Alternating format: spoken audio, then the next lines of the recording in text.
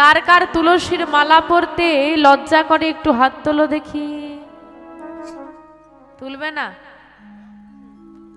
যখন পড়তে লজ্জা করে, যখন পরনি লজ্জার ভয়, তাহলে তুলতে লজ্জা কিসের? হ্যাঁ, সনাতন ধর্মের মানুষ হয়ে গলার তুলসীর মালা নেই, এতে যখন লজ্জা করে না, হাত তুলতে তো লজ্জা করার কথা নয়। এই সংসারের কথা শুনে খুলে রেখেছো, লজ্জার ভয় করছো, দেখো পরিণতি কি। আছাড় খেয়ে পড়লো গোবিন্দের চরণে, তাকালো না গোবিন্দ, যা বলে দিয়েছি কোনোদিন তোর মুখ দেখবো না। মেয়েটা দাঁড়িয়ে দাঁড়িয়ে কাঁদছে, গোবিন্দ সবাইকে আলিঙ্গন করছে, মেয়েটার দিকে তাকালো। মেয়েটা দাঁড়িয়ে কাঁদতে কাঁদতে বলল, ও গোবিন্দ, এই ঘোমটা, এই যে ঘোমটা, এই যে লজ্জা, এই যে ভয়, এই লজ্জার কারণে, এই ভয়ের কারণে আমি নিজেকে ঘোমটার ভেতরে লুকিয়ে রেখেছিলাম। প্রতিজ্ঞা করলাম এই লজ্জার ঘোমটা আমি খুলে দেব, আমি কোনোদিন ঘোমটা দেব না। জানো মেয়েটাকে? তোমরা সবাই চেনো মেয়েটাকে, রাজস্থানের মীরা। আচ্ছা, কলঙ্কিনী কখন বলে? দুটো মেয়ে কলঙ্কিনী হয়েছিল। কে কে কে কলঙ্কিনী হয়েছিল? রাধার মীরা। রাধারানী কেন কলঙ্কিনী? তার স্বামী ছিল, কি নাম? আয়ান ঘোষ। তারপরেও গোবিন্দের সঙ্গে মিলিত হলো, তাই সে কলঙ্কিনী। আচ্ছা, মীরারও তো স্বামী ছিল রানা, তারপরে কি সে গোবিন্দের বামে গিয়ে কোনোদিন দাঁড়িয়েছে, মিলন হয়েছে গোবিন্দের সঙ্গে? তাহলে কলঙ্কিনী হলো কি করে? কলঙ্কিনী বলে দিলেই কলঙ্কিনী হয়ে যাবে? তাহলে মীরাকে কেন কেন আমরা কলঙ্কিনী বলবো?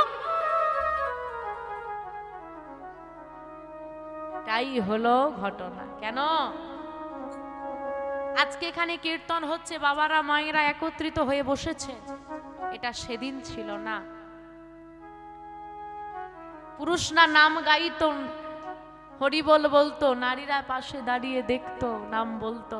কিন্তু মীরা ছিল যে, ওই যে বলেছে না লজ্জা রাখবো না, ঘোমটা রাখবো না, মেয়েরা সব ঘোমটা দিয়ে দাঁড়িয়ে আছে, আর ওই মেয়েটা উন্মাদের মতো চুলটাকে খুলে দিয়ে, হ্যাঁ, কখনো পরনে বসন আছে, কখনো নেই, উন্মাদের মতো নৃত্য করছে ছেলেদের মাঝখানে গিয়ে। এই জন্যে বলতো কলঙ্কিনী।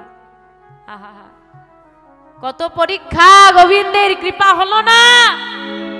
গোবিন্দ বাঁচিয়ে গেছে, বিষ দিয়েছিল, অমৃত হয়ে গেল, কিন্তু ধরা, ওই যে বলেছে মুখ দর্শন করব। জানো, ভগবানও থাকতে পারলো না। অপমান সহ্য করে মেয়েটা চলে গেল কোথায়? রাজস্থান ছেড়ে চলে গেল। যেই না রাজস্থান ছেড়ে চলে গেল, ঘরে ঘরে অভাব, ঘরে ঘরে রোগ অসুখ, মারা যাচ্ছে দল দল মানুষ। একজন ভক্ত বলে উঠল, ওগো সবাই মরে যাবে, শ্মশান হয়ে যাবে, কারণ মীরা চলে গেছে। যে অংশ থেকে কোনো ভক্ত অপমানিত হয়ে চলে যায়, যে স্থানে কোনো মহাপুরুষ চলে যায়, সেখানে সব স্বীকৃতি নিয়ে চলে যায়। যদি বাঁচতে চাও মীরাকে ফিরিয়ে আনো। ছুটলো সবাই, মীরা কোথায়? মীরা তখন দ্বারকায় ঢুকবে, ঘিরে ধরলো সবাই, মীরা ভুল হয়ে গেছে, ফিরে চলো। কিছুতেই মীরা ফিরবে না, কিন্তু মীরাকে তারা ছাড়বে না, যেতে তোমাকে হবে, তুমি যা চাইবে তাই হবে, চলো। মীরা বলল, ঠিক আছে যাব, এত দূর এসেছি, প্রবেশ করতে দাও, আমি গিরিধারীকে দর্শন করে ফিরে আসব, তারপর তোমাদের সঙ্গে যাব, তোমরা বাইরে দাঁড়াও। সবাইকে অপেক্ষায় দাঁড় করিয়ে মীরা প্রবেশ করে গেল। এত যুগ কেটে গেল, দাঁড়িয়েই রইল। মীরা আর গিরিধারীকে দর্শন করে বেরোলো না। তাই গৌর হরি হরি হরি। তাই মা গোবিন্দ তোমাকে চাই, সুযোগ দেয়, কখনোই এই জগতের কথা শুনে পিছিয়ে যেও না। হে গোবিন্দ, আমি সংসারের কথা শুনে এতদিন তোমাকে দূরে রেখেছি, আজ পেয়ে গেছি, ওগো তুমি সুযোগ দাও, বারে বারে দাও না, তোমাকে ছাড়লে হবে। তুমি শ্রীমদ্ ভাগবত গীতায় বলেছো, যে যথা মাং প্রবদ্ধন্তে স্তাং তথৈব ভজম্যহম মম বর্তানুবর্তন্তে মনুষ্য পার্থ সর্বস্ব। মানুষ যদি তার সর্বস্ব দিয়ে প্রার্থনা করে তুমি পূরণ করো, তবে আমার মনোবাসনা কেন পূরণ করবে না? বেশ, উপেক্ষা করতে ভগবান ভক্তের নয়নের বাড়ি প্রবেশ করল চন্দ্রাবলীর কুঞ্জে। আজ চন্দ্রাবলী মনের আনন্দে গোবিন্দকে সেবা দিচ্ছে। গোবিন্দকে পেয়েছে আর গোবিন্দকে মনের মতো করে সেবা দেয়। কেমন করে? গলায় বনমালা দিয়ে, গলায় বনমালা দিয়ে, কপালে সিঁদুরের ফোঁটা দিয়ে, সিঁদুরের ফোঁটা দিয়ে, পরনে নিজ বসন পরায়ে, নিজ বসন পরায়ে সেবা দেয় আর বলে মাধব, ওহে মাধব, নিজ গুণে সেবা কর। তুমি তব নিতাই গৌর হরি হরি গুণে, নিজ গুণে সেবা করো গো। মনের মতো করে গোবিন্দকে সেবা দিয়েছে চন্দ্রাবলী। ও মা, কারোর পৌষ মাস তো কারোর, জোরে বলো, সর্বনাশটা কি তোমাদেরই হলো নাকি? কারো পৌষ মাস তো কারোর। পৌষ মাস কার? বলে আমাদের সবাইয়ের পৌষ মাস না? পৌষ মাসটা কার? সর্বনাশটা কার? কার কার সর্বনাশ? যার হয়েছে হোক, আমরা জেনে কি করব? কে কুঞ্জ সাজিয়ে বসে আছে? রাধা রানী। রাত হয়ে গেল, বধূ কই? মালা শুকায়ে গেল, বধূ কই? ওই মেয়েটা এবার বসে বসে কাঁদছে সারা রাত। হ্যাঁ, সারা রাত বসে বসে কাঁদছে। আর এদিকে গোবিন্দের মনটা রাধারানীর কাছে চলে গেল। কিন্তু যাব কি করে? এ তো ধরে রেখে দিয়েছে। ও গোবিন্দ, রাতও হয়ে গেছে, সেবাও হয়ে গেছে, এবার কি করবে?